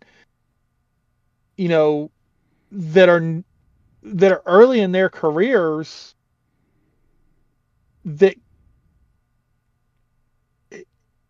are going to be in that championship conversation for a long time to come. And Josh Berry now has shown that he's going to be in that conversation for a long time to come. Absolutely. And don't even get me started on naming the number of naming the champions that have come through Junior Motorsports. That's a list. Exactly. So, and future champions that have come through Junior Motorsports. William Byron is a future champion. Mm-hmm. I have no doubt in my mind that William Byron will win a championship. Josh Berry is a future champion. I agree with Dale Jr. in the words that you said about Dale Jr. Josh Berry is a future champion, and may even bring the Wood brothers to the championship. But yeah, what a celebration for their 75th year. We went through Hendrick Motorsports' 40th anniversary last year, and that was a big deal. And they won some big races with the Daytona 500. They won the 40th anniversary race Yep. at Martinsville. They put all 4 of their drivers went to victory lane last year. Yeah. So that was a big deal for Hendrick Motorsports. This is a big deal for the Wood Brothers to win in their 75th year. Their 101st race. I want to say I'm glad they won the 100th race before their 75th year, because now they can start working on that next 100. Yeah. And I don't think it took them a long time to go. Elliott Sadler won in 2001. Trevor Bayne won in 2011. They didn't win again until Ryan Blaney won in 2017. Yep. And then didn't win again until last year. Yep. So, but I don't think with Josh Berry in the car that they're going to have that much of a distance in between their wins. I would agree. Especially because Josh is probably going to stick with the Wood Brothers for a few years. I could see a multiple year win streak kind of come and go with Josh Berry for sure. So yeah. Well, let's say we were hard on the Wood Brothers when they let Matt DiBenedetto go. Yes. Because Matt put that car in the playoffs. Right. By points. Yep. Not with a win, but by points. We kind of were hard on them for putting Harrison Burton in that car. And we know it's a Wood Brothers / Penske decision. Penske has their input in that. So we understand that. But we were hard on them when they let Matt go. They have redeemed themselves by bringing Josh Berry into the fold. I would agree with that for sure. Yeah, definitely. So, yeah. All right. So our top 10, Josh Berry, man, we've spent a lot of time talking about Josh Berry winning this race. Daniel Suarez finished second. Ryan Preece with another impressive run in third. William Byron in fourth. We talked about that crazy run that he had there on the restart. Ross Chastain fifth. Austin Cindric sixth. Alex Bowman seventh. AJ Allmendinger with an impressive run in eighth. Kyle Larson ninth. And Chase Elliott 10th. Again, back-to-back races, Hendrick Motorsports put all 4 of their drivers in the top 10. Yep. So, only team to do that this year. Yeah. Christopher Bell rebounded to finish 12th. Didn't get that 4th win. Can't say I'm disappointed, because that would have tied Bill Elliott's record from, I believe, 1987, where he won 4 of the first 5 races. It was 86 or 87. I don't quite remember, but I believe it was one of those 2 years. Yeah, so long time ago for sure. Yeah. Several generations of car ago for sure. Also true. But he was able to rebound to finish 12th. So good run. Michael McDowell, who we do need to mention, Michael McDowell got his first ever pole on a mile-and-a-half track. And it wasn't just his first pole for this size track. It's Spire's first pole officially, which has got to be also a huge boost for the whole Spire Motorsports team within the Cup Series for sure. Yeah, that's a team that the past few races have qualified really, really well. All 3 of their cars have qualified well. They've just got to learn how to finish these races. Yep. They qualify in the top 10. Carson finished 30th.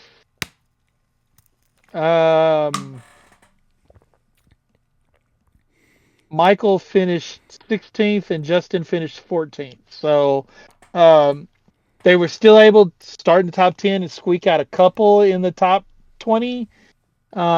But if they want to be contenders, they've got to consistently run in the top 10, top 15, or top 20, top 15 every week, not just qualify up there. They got to stay up there the whole race. Yeah, but I believe they'll get there. They'll get there for sure. Your Xfinity fastest lap was a Tyler Reddick, and he finished 24th, so he struggled for this race. Yeah, and that was that pit cycle there at the end of the race. They had to pit for fuel, so that kind of hurt. That hurt them. Him and Denny Hamlin hurt them both, which killed my fantasy because I had both of them in my final lineup, and yeah, it was. Well, thankfully you whipped mine and Trey's butt quite a bit with Phoenix, so that did save you.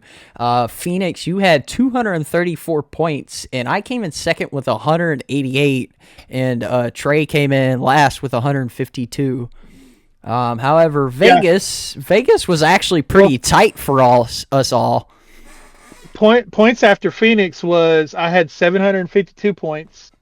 You had 685, and then Trey had 618 after Phoenix. So I pulled a pretty good lead on you there. You did. Vegas, though, apparently we were quite close. I think that's due to our lineups kind of getting scrambled for Las Vegas. You still came out on top though with 170. I came in second with 165, and Trey. Hey guys, apologies. Probably a bit of a little weird jump there. I'm sorry about that. My recording software just quit for no reason whatsoever. So I apologize for that. So, but as I was saying, within 10 points of each other, 170, 165, 160. For Las Vegas, so which it was not like that until Denny and Tyler pitted. I was up by I had like a 30-point gap on you guys, and then those two had to pit, and it just killed it. So. Well, I will be honest. I had kind of the wild card roster here because there's a lot of drivers only being able to use them 10 times throughout the season out of 36 races. Sometimes with things like this, I have to play my wild cards because yes, I know there are drivers that are really good at these tracks and normally finish top 10, top 5, top 10. I don't want to put them in my lineup right now because I want to use them for other races that I know they won't just be top 5, top 10, but they could be, the winner or second place, which gets me a couple more points. Well, and what's the thing though, like we were talking about with the championship right now, there's so many good drivers. It's really hard to pick who had Josh Berry in their lineup this week. Don't know, and probably not very many people. Same thing with AJ Allmendinger and Austin Cindric and Daniel Suarez. People are going to wait until they have to pick them to pick them. So, leave points on the table when we make decisions like that. So,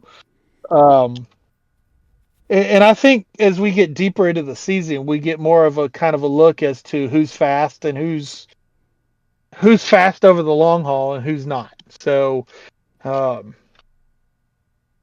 yeah, fun couple of races. Yeah, it has been indeed. Up next, we have Homestead and Martinsville.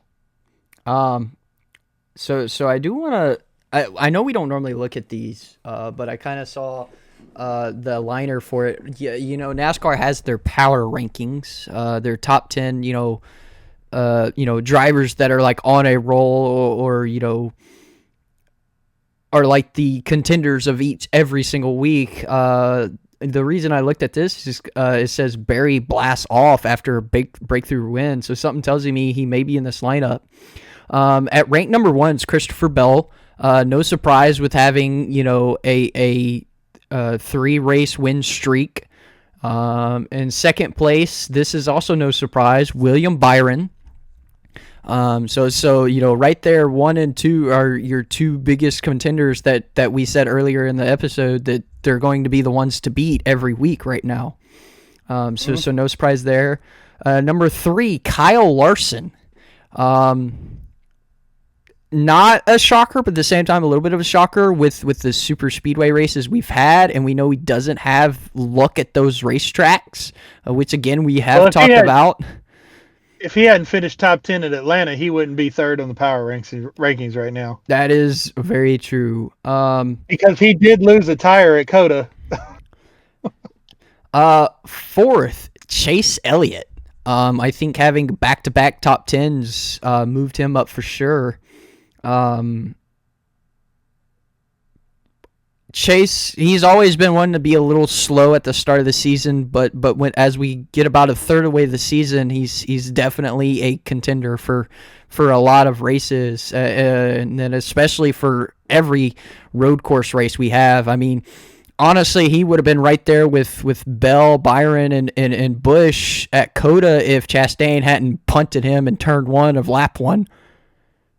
Yeah, I mean, that's one of those what might have been scenarios because, he rebounded to finish 4th. Right. And had that not happened, it very, very easily could have been one of those Chase Elliott road course runaway victories where, he had a 10-second lead on the field. Here in rank 5, we have Tyler Reddick. I would kind of say that's a shocker with his struggles he's had so far in the season. He's been quiet. He has been, for sure. Number 6, and they say that it's extremely early for this one, but number 6 is Denny Hamlin. I would consider this one the Kyle Larson ranking as well if he didn't have such that high finish at Phoenix. He may not be here. But remember, he was there at the end of Atlanta too. He was part of that 3 wide. Wasn't he? No. No, that was Larson. Okay, yeah, never mind. Yeah, but Denny's Denny. I gotta say though, I think he's a little high. Him and Reddick both are a little high. Number 7, our last Hendrick car. So this shows you the strength of Hendrick right now. All 4 drivers with the back-to-back top 10s and in top 10 of power rankings right now. So Alex Bowman's in number 7. And then we've got Ryan Blaney at number 8. He'd be higher if he hadn't blown that engine at Phoenix. I would agree. It does say he dropped a position, and it does say that the frustration for Sunday was not what they were wanting as a team, for sure. In 9th, we have Ross Chastain. That's about right. He apparently moved up 4 spots after Vegas, but I mean, with his pit strategy, getting a top 5. Was it a top 5? Yeah, he finished 5th. Yeah, finished 5th. It definitely moved him up. It says it moved him up 4 positions. 10th, we have Joey Logano. See, I don't get that. Joey had that one good stage at Phoenix. He did win the pole, and he led some laps until he screwed up. But other than that, he's been like he was last year, a 14th, 15th place car. I think he's way too high in the power rankings. And then our number 11th, the whole reason I even clicked on the article, moved up 9 spots. So he was originally 20th, apparently. Josh Berry. I do want to read like the first 2 sentences here of the analysts. It says, well, how about that? It appears Wood Brother has found its cornerstone driver, with Berry capitalizing on serious speed at Las Vegas to deliver the team its 101st win. So Yeah, and the key words in that was he used speed. He didn't luck his way into. He didn't, happen to be in the right place at the right time. It wasn't a rain stoppage race. It was on speed, and that's very important. yeah, I would agree. So Barry's going. I would say that's a big move for him for sure. I'll just round out the top 15. 12th is Chris Buescher. 13th is Bubba Wallace. 14th is Michael McDowell, moving up because of being pole winner. And then 15th, who's actually fallen quite a few spots, is Kyle Busch. It keeps going, so if you want to look, it's on the NASCAR app. So if you want to see the whole power rankings, there. Honestly, I would switch Busch and Logano. Busch has had a better season than Joey, with the exception of leading laps. Even though Busch did lead, quite a few laps at Coda. Yeah. Busch overall has had a better season than Joey Logano. I would agree with that for sure. But power rankings can be weird sometimes. They're just goof off rankings, I guess. I don't know really how they do that. But I think Josh Berry jumping, 9 spots right outside the top 10 with his win is saying something for sure. So it's also showing that NASCAR is noticing what the talent that he has. Mm-hmm. And the skill set he used to win Vegas. So yeah, that's if he has a good run at Homestead, we know he's going to run good at Martinsville. Mm-hmm. So if he has a good run at Homestead, by Martinsville, he might catapult himself up towards the top 5 of that power rankings. No, it's very possible. I agree. If he can get a solid finish at Homestead, and then we know he'll run really well at Martinsville, especially now coming off this momentum of winning at Vegas, and we know he's a short track racer, really good at that too. We'll see him up front for sure at Martinsville. So yeah, that's all the racing we got for now. I almost said upset. I don't know why. Up next we have Homestead and I get my phone to load. I don't remember the next race. Martinsville. Oh, yeah, we just talked about it. So Homestead and Martinsville. So do know Xfinity is a driver's broadcast from the Cup Series. I know it was Brad, Joey Logano, Austin Cindric, Carson Hocevar, and I forget who the other pit reporter was. Kevin Harvick's in the booth. It's Kevin, Brad, and Joey in the booth. Hocevar and Cindric, I believe. No, Cindric's pre-race and race analysis. Hocevar's in the pits, and I can't remember who. And it's the truck race. Oh, is it? Oh, my bad. I thought it was Xfinity, but yeah, that would make more sense being the truck race. It is Fox doing it. It's been Xfinity in the past, but since CW has Xfinity now, they're doing it with the truck race. So it's one of the better. The drivers only broadcast is probably one of the better broadcasts of the year when they do it. Well, it'd be great since it's the truck race. I mean, we gave our thoughts about that broadcast earlier, so will definitely be the best truck broadcast of 2025 for sure. Yes, I would agree. So that is all I've got. So if you have nothing else and you want to do our non-sponsor shout-outs, then go right ahead. Yeah, so if y'all like listening to podcasts, which obviously you do because you're listening to us if you've made it this far. Steam Vault podcast with Rick Houston and Steve Wade. Great for the history of the sport. Door Bumper Clear with Freddie Kraft and Tommy Baldwin and their guests every week. This is not PG anymore. It is now a rated R podcast, so probably best not to listen to it while your kids are in the car. But if you're at work or whatever and you've got some earbuds, you pop it in. Still a very good podcast, very informative podcast.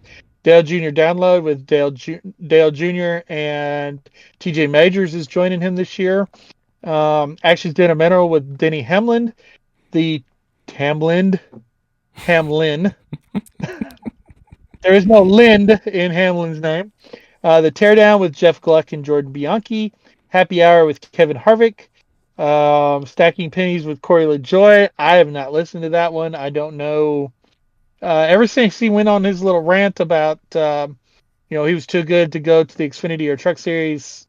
Yeah. Anyway, follows on Twitter or X or whatever you want to call it. I'm probably always going to call it Twitter. It's just, it is what it is. Bob Pockrass, Matt Weaver, Jayski. Also, you can check out jayski.com for stats and race information. Couch Racer and Brock Beard. Also follow Brock on YouTube and his YouTube channel. He does have post-race analysis as well as some very interesting video series that he does. And then, of course, our personal favorite, CircleBDiecast.com for all of your diecast needs. They do have Josh Berry's win available for pre-order. They have an autographed version, a liquid color version, and the standard edition for you to order from CircleBDiecast.com. If you want the elite, you can order that from FirstClassDiecast.com. Yes, I'm also going to add one to that. Check out H&N TV on YouTube. They are the YouTube channel that broadcasts and shows. It's the replay, but hopefully when we get some actual broadcasters, we'll have some actual broadcasters kind of do a live race. But they're the ones that go live and review and broadcast the H&N iRacing League races that you have seen me live stream from driver's point of view, my driver's point of view, of course, during the races. So check them out so you can see all of the action from the race, not just from me. You will see me end up backwards during Atlanta. Not my fault, by the way. But Atlanta was a great race. We did pretty good. Kind of surprised how it finished by someone not ending up backwards in the last 20 laps. But, so check them out if you want to watch those race replays. They've already got Daytona up, and Atlanta will be soon. And, of course, throughout the rest of the season, up next being the Roval. But also check out our sponsors and partners of the channel that have pretty much been with me since day one, especially Dubby Jitterless Energy Blend. Check them out for all your energy drink needs. You buy a tub, you put a scoop in your favorite drink, or water, Coke, sweet tea. I normally just do water because I don't think those flavors go well with soda or sweet tea, because I think those are great by themselves anyway. Put it in what you want, though. They said you can put it in anything drinkable that tastes good. I wouldn't put it in other things. I'm going to stop there. Anyways, they are supporting Creators Week this week, so instead of 10% off like you normally get with my code, you can use code SterlingRider for 30% off this whole week. By the time this is uploaded, though, the week will probably be just about over, but I'm still going to promote it, so check them out. And then you got Rankest Rope Ranch Wear, your Western and 80s, 90s style, along with Rodeo Mixture. So check them out and use code SilverDuke01 for 15% off. Then you got Undrdog Athletix, your faith-based athletic apparel. Tank top, sleeves, sweatpants, shorts, you name it, athletic, they got it. They've definitely been expanding their collection. So check out UDX, use code SterlingRider01 for 15% off. And then follow Him Apparel, faith-based apparel, for regular day wearing, or if you want to wear, I don't know, wear what you want to wear, I guess. I don't know where I was going with that. But use code SterlingRider for 15% off at checkout with them as well.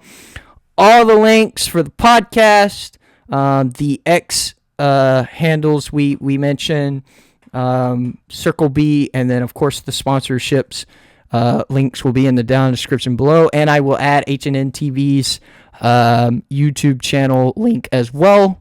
So check them all out. Let them know we sent you there so they could maybe sponsor us for an episode or 2 or 3 or whole season. But yeah, thank you guys for watching. Any final words? Yeah, y'all be on the lookout for content this week. I have a little extra time on my hands the next couple days, so I'll be able to continue to stream WWE 2K My Rise that I've streamed a couple times yesterday. We'll try to finish through the story of that at least once this week. Also, we have a diecast review that I've got done. I've just got to get it sent. I'll probably get that done within. Another pause, again, a little jump. I apologize. I did not prepare. Apparently, I did not have enough space like I thought I did. So that's on me. But now we have plenty of space, even though this is going to be about a 40-second bit. Anyways, as you were saying about content being pushed out. Got a lot of content to look forward to. Y'all check it out. Like it. Please like it. If you like it, it helps get us closer to the top so that other people can see our videos and will come and watch our videos, so we get new views, we get new subscribers.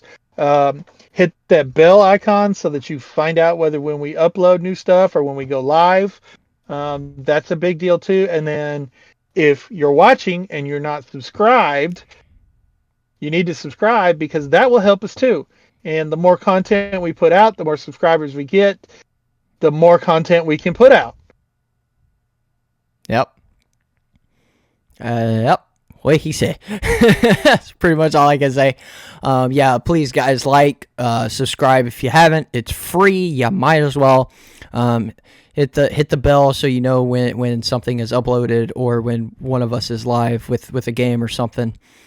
So we need you guys to do this so it pushes us out. So we have, we can keep pushing out content for you guys, and there's a share button too. So if you just want to share the link or something with your friends or coworkers that you absolutely hate, go for it.